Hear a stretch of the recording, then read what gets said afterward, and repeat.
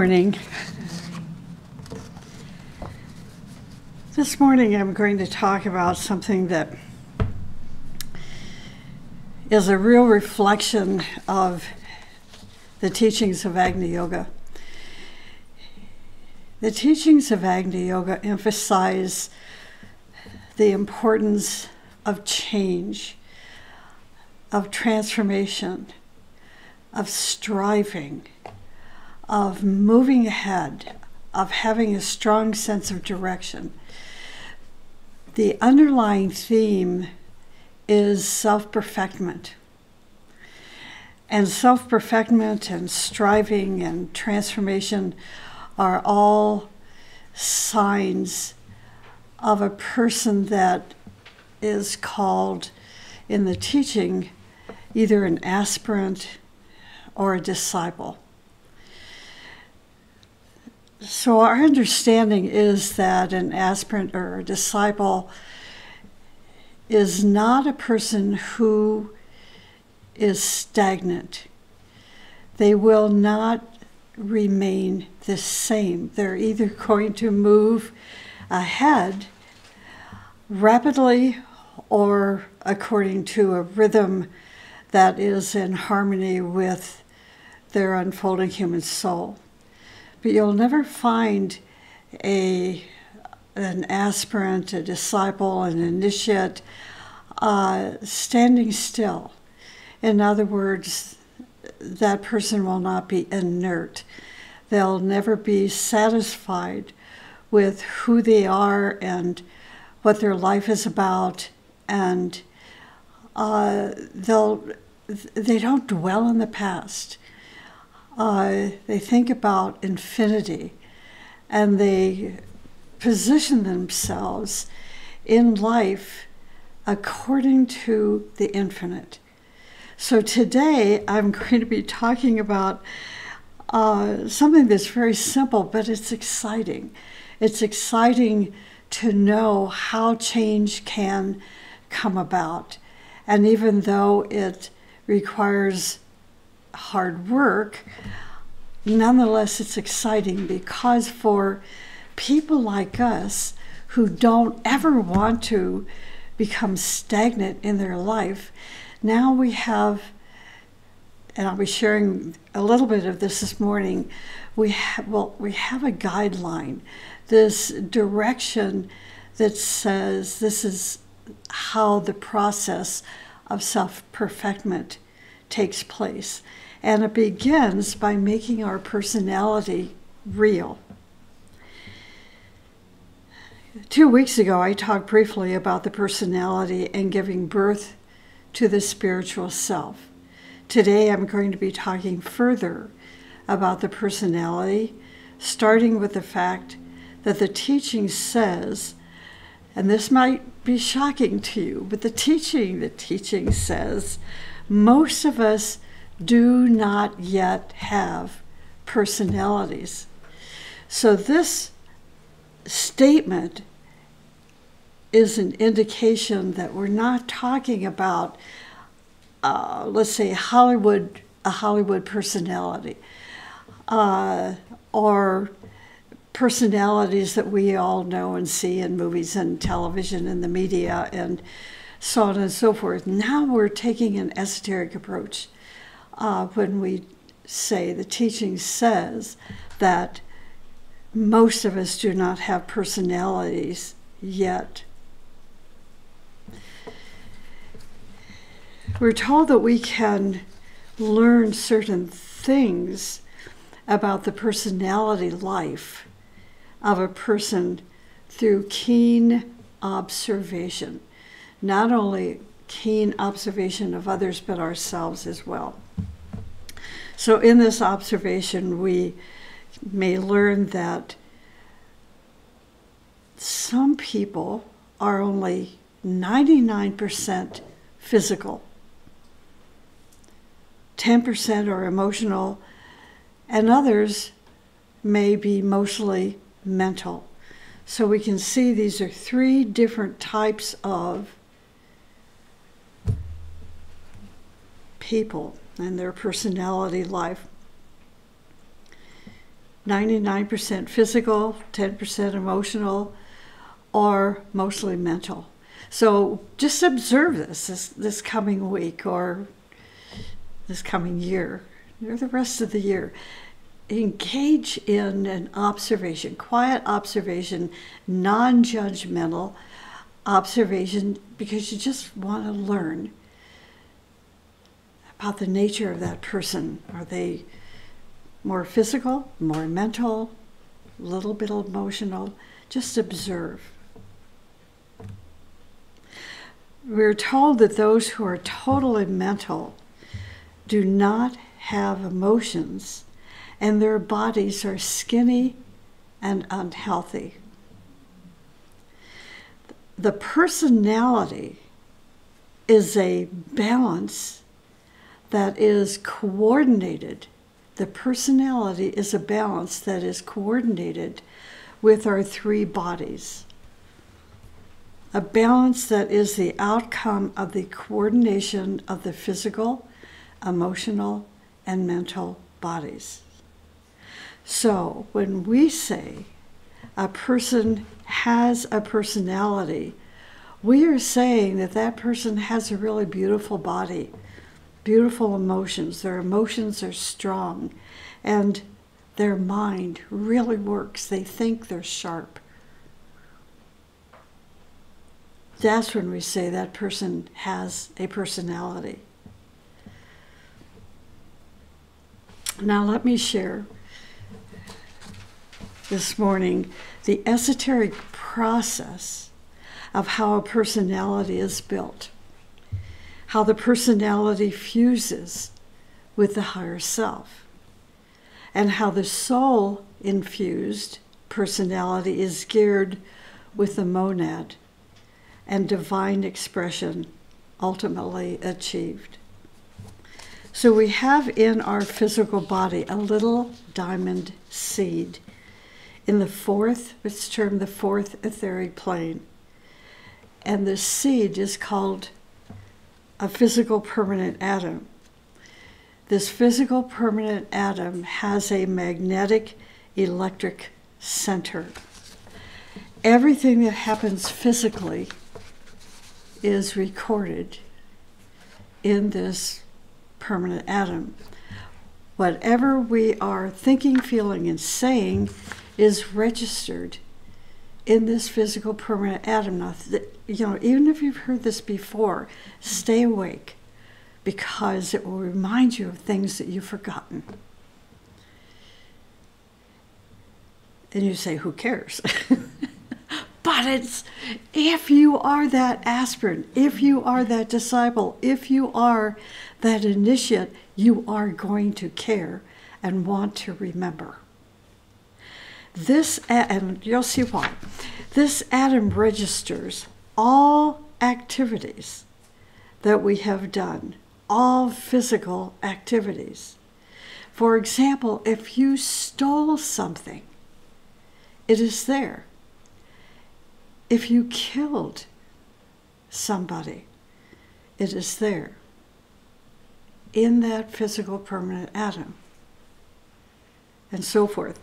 This registration is assimilated. Again, this is the teaching telling us, if this is saying this registration is assimilated into our bodies as chemicals. I find that very interesting. If I were a medical person, I would probably do more research, but I just accept it, based on the merit of the teaching, and then try to understand how these things are assimilated in this permanent atom as chemicals, because these chemicals affect the whole nature of our physical etheric being. So it does mean that whatever we were doing physically is actually a substance. This chemical is a substance that enters into our body. So think about this. The emotional permanent atom registers all our emotions. Both negative and positive emotions are registered in this emotional permanent atom, or if you're a real computer nerd, you could think of the permanent atom as being a disk. The diskette will show that when you lived, say for example, 60 years with real emotional pollution, you're going to have some kind of karma, and you are going to pay for it, have to pay for it. If you slandered, if you were a traitor, if you were an angry or revengeful person, if you are a jealous person, the permanent atom is going to determine how you are going to pay for it. For example, you may be born with a mental illness. You may lose one total life by previously living an obnoxious life. Master Moria says that many beggars who are on the streets now were once upon a time kings who misused their power. This is the teaching. The emotional permanent atom, through its registration, its assimilation, its construction, builds our emotional body. When the light of life hits it again and brings us back into incarnation, the emotional permanent atom and the physical permanent atom and the mental permanent atom sleep when we die. They fall totally into sleep, and this is why nothing can be changed when we are in the subtle world. When you are in the astral plane, your astral permanent atom is totally in pralaya. Totally in pralaya. The permanent atoms are asleep. After you pass and go into the subtle world, these permanent atoms are totally asleep. But when the time comes to incarnate, these three are energized by the universal law, and each creates exactly the corresponding bodies of what is registered in them. Master M says, if you want to learn what could happen to you in the future, what could happen to you is go to prisons. He says, go to the prisons, go to asylums and hospitals and study them. He says, of course, these people do not know, but you will know what they did in the past by what is happening to them now. It is scary, but that is the way it is. Now, the good news. This is what's so beautiful with the teaching. It doesn't leave us hanging, you know. It says, okay, if this is this way, then this is how it can be changed. The teaching says we can overcome all of this by erasing the memory from the diskette and humbly put new things in it. This is why you will never see an aspirant, a disciple, or initiate living a stagnant life. Now, if you brag to others about how holy you are now, nothing will change. You must be, for example, invisible in your service.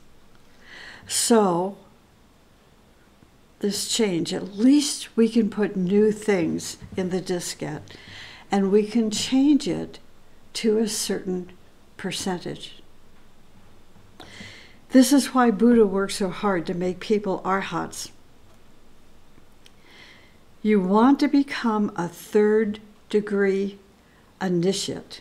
I mean, this is the goal of so many of us that study the teaching and understand the 9 different initiations and what it means and how to become this or that. Our goal in this time of society as a disciple, aspirant, whatever, we want to become a 3rd degree initiate. This means we must have pure motive in our brain. And we must make a vow that we are not going to hurt or harm people. That we will be harmless emotionally, mentally, physically. Truly harmless. But of course, if you brag to others about how beautiful and harmless you are, then something is wrong with your motives. You are going to be harmless. We know the path that we are on is a school. When a sage first entered into a specific monastery, his teacher took him under an oak tree and looked deeply into his eyes.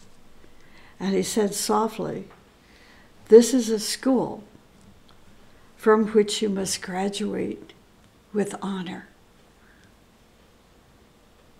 You must work very hard, physically, emotionally, mentally, through your relationships, through your thinking, through whatever you do, to graduate from life with honor." Do you see the wisdom of that teacher? Telling a sage, reminding this sage why you were here and that you want to graduate with honors. It does not matter if we have failed many times. So we are not supposed to sit and cry about the past and say, "I've lost everything." I think about people who, I haven't known very many, maybe a handful of people who, went through a crisis, and it woke them up to a point where they said, "I gave everything away and started again with nothing." The irony of that is that it was a moment they were bragging about everything they gave up, rather than saying, "It was a very difficult situation. I was in a situation of crisis, but that crisis turned me around and I realized what I owned was superfluous to my beingness." See, they were focused on, they gave everything up, but they didn't recognize the underlying significance of what had really happened, that opportunity that was given to them. So don't sit and cry about the past and say, "I have lost everything." You did not lose everything, because in the seed of the whole nature, your future is condensed in this seed. Sooner or later, that seed is going to crack and you're going to bloom. So no matter where you are in your life at this moment, no matter your situation, think about this seed is going to crack, and in the future, you are going to bloom. So today, begin to live a totally harmless life, physically, emotionally, mentally, and strive to be a humble person. What does it mean to be a humble person? It means the person has overcome their vanity and their false belief that they know. Real humility is born in us when we see the glory abiding in us and the work needed to actualize that glory in our life. Humility is the realization of the depth of the one self. Humility is the flower of millions of years of experience. Humility is the awareness that nothing belongs to you. Humility is a state of consciousness in which the illusion of superiority no longer exists. This is what we want to see in our aspirants, in our disciples, in our initiates. The one who practices harmlessness and humility. I think it is not easy for people to be humble or to live a humble life until they have the consciousness that the illusion of superiority no longer exists. Not in humility. Think of the historical figures throughout the years who were humble. Who comes to mind? And I'm not going to say names, but just who comes to mind. If you've remembered that great person in history, you will see there is no illusion of superiority. It didn't exist in them. Why doesn't it exist? My premise is they are so busily engaged in doing the work of hierarchy, the work of the Master, the work of the Most High. That in itself is humbling. When you are bringing down, when you are manifesting the light and love and power of great ones, you do so in the greatest of humility. It is your work that speaks, not your mouth. So the recordings accumulate in the permanent atoms. And every time you come into incarnation, you reproduce bodies according to what is recorded in them. But also there is another center, we are told, that complies all these recordings, and it is called Akasha, the book of life, and our recordings are there. Millions of lives we have lived, the recordings are all there. Now, this is the esoteric teaching. This is the teaching of wisdom.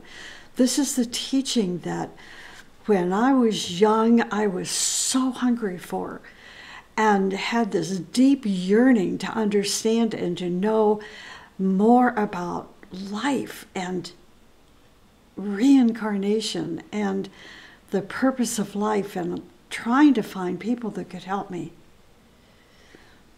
And then I found a person that had written over 100 books that led me to Agni Yoga.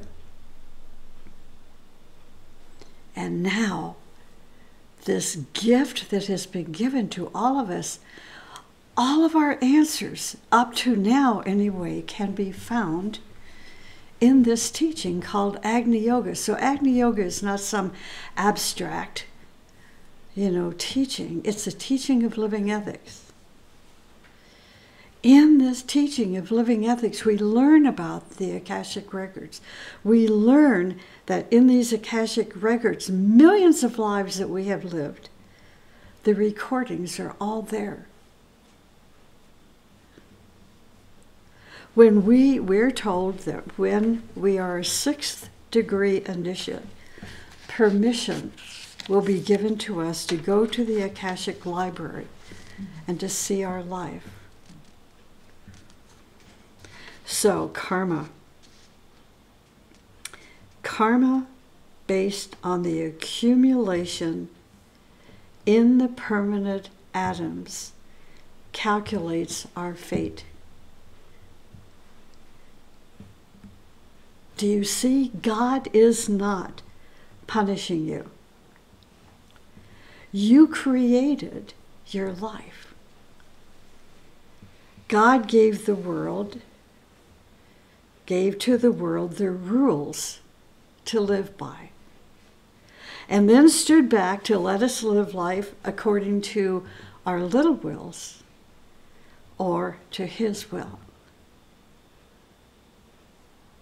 See, freedom. When Judgment Day comes, we will have access to the Akashic records, and our fate will then be calculated. Did we live our life according to his will or our will? The teaching indicates that it is even possible. This is a profound statement that will stay with us, hopefully, and help us in making our decisions. Help us in what we say and how we think it and how we behave as an unfolding human soul. The teaching indicates that it is even possible for us to be thrown out of the earth scheme, to wait another 50 million years in space, and then to come back to be the friends and associates of the lowest animals. This is the punishment if the person does not have the merit to be with advanced human beings. The same for the mental body, the mental permanent atom. We will have a mental body that is sharp and able to assimilate lots of knowledge, to graduate with honor from the highest universities, to be creative and beautiful. Or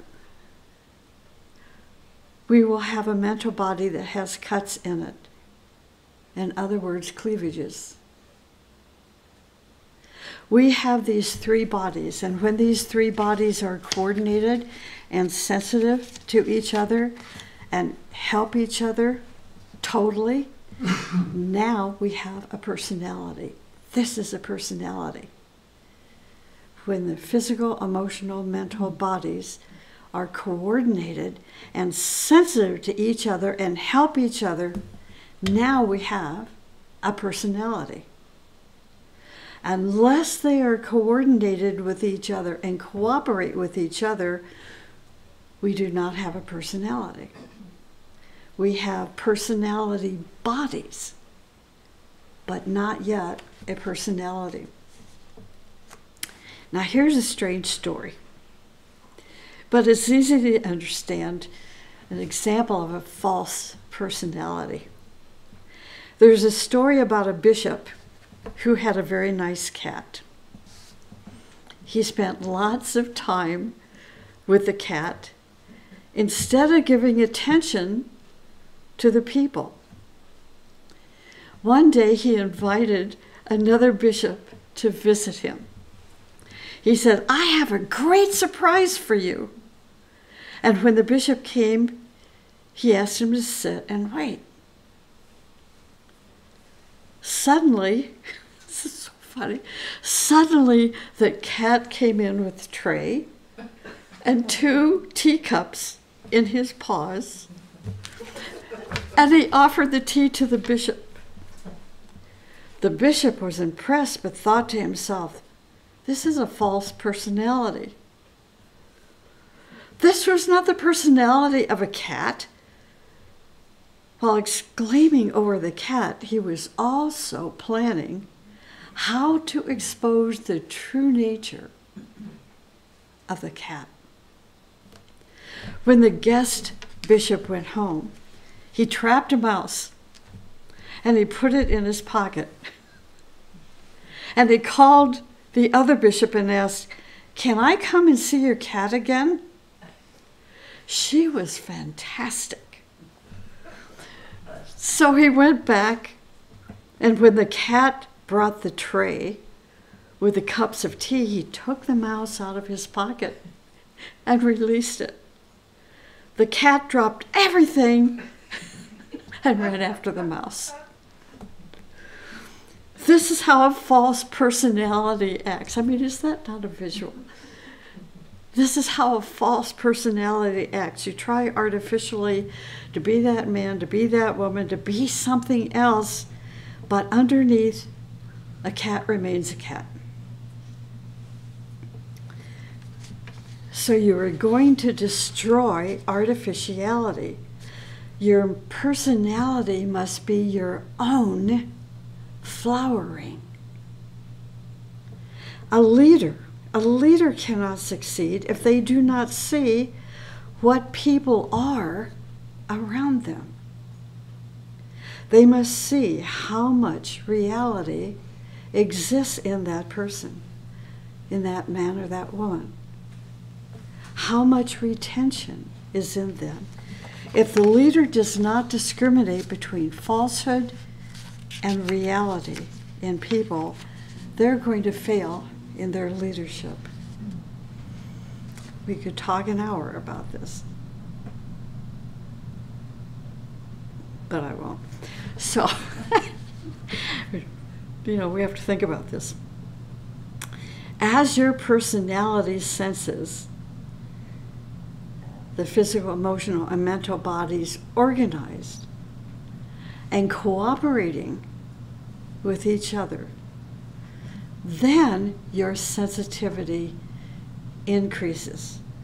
When your personality senses these three bodies are organized and cooperating with each other, then your sensitivity increases. You not only feel the physical side of things, but also the emotional and mental sides. You must then have enough balance to keep yourself firm when your sensitivity is increasing. If you artificially open your senses without developing your beingness, your senses transmit to you so much information, so many impressions that you cannot handle them. When this happens, the personality becomes sensitive, but your inner beingness did not match it. You see, it was not developed. The real personality must be the projector of your inner beingness. Whatever you are inside, that is what you want to be on the outside. So this is from the teaching where they give us different types of personalities. The first is the forced personality. In this situation, someone forces us to be something that we are not ready to be. We imitate that we are, but we are not. That is a forced personality. You do not exist behind that personality, so you are creating a tremendous conflict within yourself because you are imitating to be somebody or something you are not. Then there are what's called the adapted personality. This is an interesting strangeness. In order to benefit from situations, you make yourself appear to adapt yourself. In order to benefit from situations, you make yourself appear to adapt yourself. Whether it is at home, in business, or in society, you adapt yourself to the conditions. To adapt means that you adjust or modify or change who you are to live with that situation. When you do these things, then you are building something that you are not. We must be real outside and inside. If your beingness is really expressed, really manifested through your personality, you are real. And you are together. Whether you are bad, whether you are neutral, and whether you are good. To everyone who sees you, you project energy, and you are solid because you are not divided within yourself. Do you see? Then there is the cosmetic personality, which is called a plaster personality.